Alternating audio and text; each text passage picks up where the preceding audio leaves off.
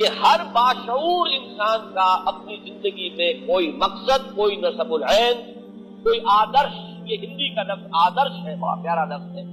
نسب العین یہ عربی زبان کا لفظ ہے۔ نسب العین آنکھوں کے سامنے کوئی منزل رہے اور انسان اسی کی طرف پیش قدمی کر رہا ہو، بڑھتا چلا جا رہا ہو، اسی کو آپ گول کہتے ہیں کہ کوئی نہ کوئی گول ہونا چاہیے۔ کسی کو آئیڈیل کہتے ہیں کہ کوئی نہ کوئی ایسی شے جس کو حاصل کرنے کے لیے انسان بہم جدوجہد کرے۔ جس شخص کی زندگی میں یہ نہیں ہے وہ چاہے کتنا ہی انسان نظر آ رہا ہو، حقیقت میں حیوان۔ اب دوسری بات سمجھیے، یہ ایک عجیب ایکویشن ہے، الجبرے کا فارمولہ سمجھیے کہ انسان کا نسب العین اگر پست ہوگا تو اس انسان کی شخصیت بھی پست ہو جائے، اس کا نسب العین بلند اور اعلیٰ ہوگا تو اس کی اپنی شخصیت بھی اعلیٰ اور عرفہ ہو جائے۔ یہ ایک جس کے لیے میں نے سورہ حج، ویسے تو یہ کہ پورا رکوع جو ہے آخری سورہ حج کا، وہ در حقیقت اس موضوع پر اس سے بہت ہی گہرا تعلق رکھنے والا ہے،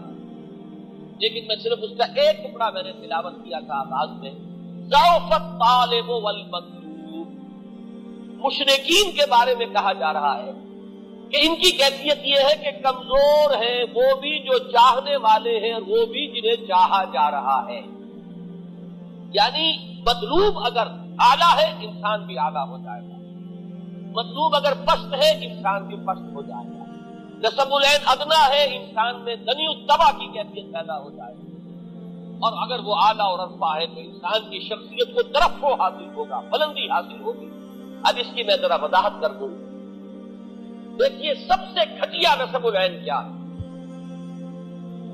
جگر مراد آبادی کا بڑا پیارا مصرع ہے کہ اپنے ہی حسن کا دیوانہ بنا پھرتا ہوں، انسان اپنی ذات ہی کو نسب العین بنا، میرا غلبہ، میرا اقتدار، میری حکومت، میرے لیے دولت، میرے لیے عزت، میرے لیے شہرت، بس یہ حصول جو ہے اس کے لیے بھاگ دوڑ، محنت، کوشش، جد و جہد، یہ بھی ایک نسب العین ہے۔ آسانی سے دولت بھی حاصل نہیں ہوتی، دن رات کی محنت سے دولت ملتی ہے۔ آسانی سے شہرت بھی نہیں ملتی، بڑی بڑی راتوں کو جاگ کر انسان جو ہے وہ کام کرتا ہے جس سے اسے شہرت مل سکے۔ آسانی سے دنیا میں غلبہ بھی حاصل نہیں ہوتا۔ یہ چھوٹی سی کارپوریشن ہے، اس کا صدر بننے کے لیے بھی کیا پاپڑ بیلنے پڑتے ہیں، اور کوئی چھوٹا سا ملک ہو اس کا صدر یا وزیر اعظم بننے کے لیے کیسے کیسے ہفت خان طے کرنے پڑتے ہیں۔ تو آسان کام کوئی نہیں ہے، لیکن یہ بھی ایک نسب العین ہے، اپنی ذات، اپنا اقتدار، اپنا غلبہ، اپنی دولت، اپنی شہرت، ذاتی وجاہت، یہ بھی ایک نسب العین ہے۔ لیکن جس انسان کا یہ نسب العین ہوگا، اب آپ خود سوچ لیجیے، انتہائی دنی الطبع انسان ہوگا، انتہائی پست فطرت انسان ہوگا۔ وہ تو ہر معاملے میں دیکھے گا میرا مفاد کیا ہے، وہ کبھی اپنے قوم کی منفعت کو مقدم نہیں رکھے گا اپنے ذاتی مفاد پر، وہ کبھی اپنے وطن کی عزت کو مقدم نہیں رکھے گا اپنے ذاتی مفاد پر، وہ اپنے ذاتی مفاد کے لیے قوم کو بیچ دے گا، اپنے ذاتی اقتدار کے لیے ملک کے دو ٹکڑے کرا دے گا، وہ بڑے سے بڑی جو ہے وہ بازی لگانے کے لیے تیار ہو جائے گا، اس لیے کہ اس کا نسب العین ہے ذاتی اقتدار، اس کا نسب العین ہے، اور جس کو آپ جانتے ہیں بائی ہک اور بائی کروک۔ جب معین یہ ہو گیا مجھے تو اپنا اقتدار مطلوب، مجھے سربلندی اپنے لیے چاہیے،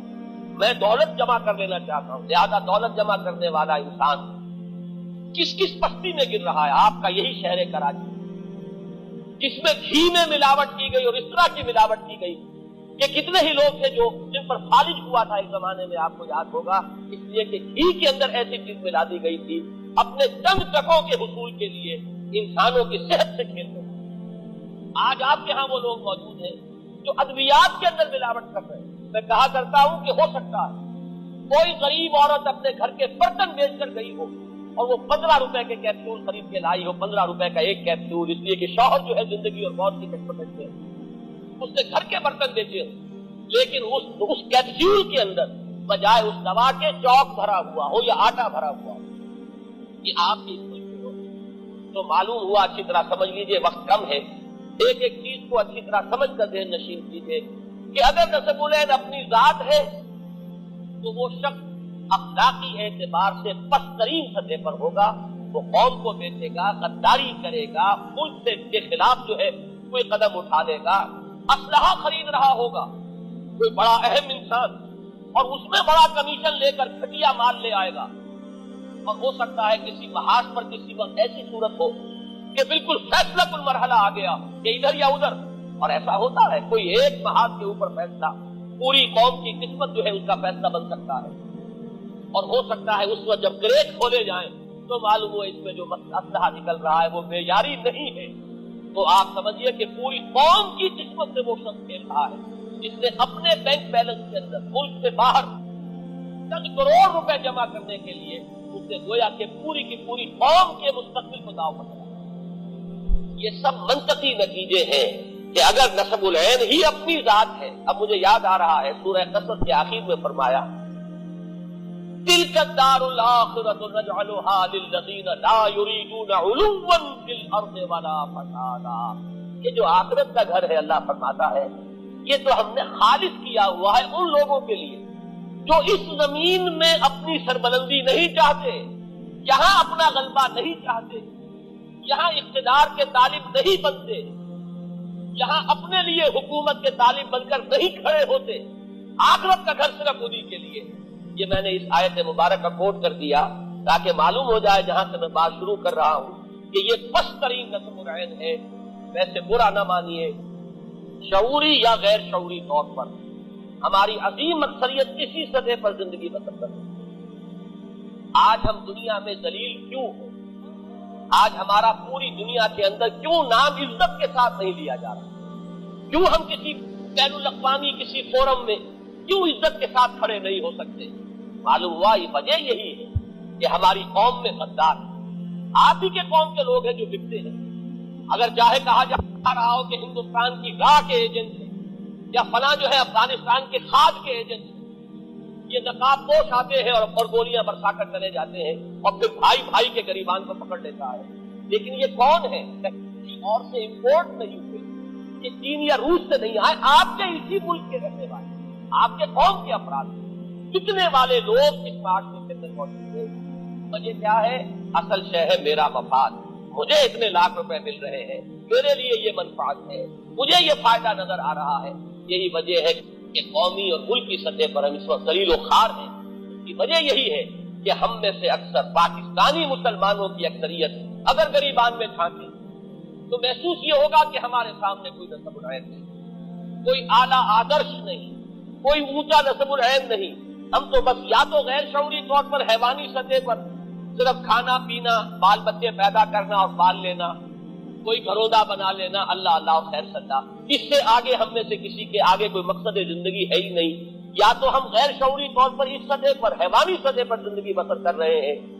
اور جو لوگ چلت پھرت کرتے نظر آتے ہیں، بھاگ دوڑ کرتے نظر آتے ہیں، جو جلسے کرتے ہیں اور جو بڑے بڑے پوسٹر شائع کرتے ہیں، جن کی خبریں اخبارات میں چھپتی ہیں، ان کی اکثریت کا حال یہ ہے کہ ذاتی اقتدار، ذاتی غلبہ، ذاتی دولت مندی، ذاتی شہرت سے آگے ان کے سامنے نسب العین نہیں ہے، الا ماشاء اللہ، استثناءات ہوں گے، لیکن یہ کہ عربی کا ایک مقولہ ہے کہ حکم الاکثر حکم الکل، اکثر کی جو بات ہوتی ہے وہی کل کی شمار ہوگی۔ ہمارے پاس اس وقت اکثر و بیشتر لوگ جو ہے وہ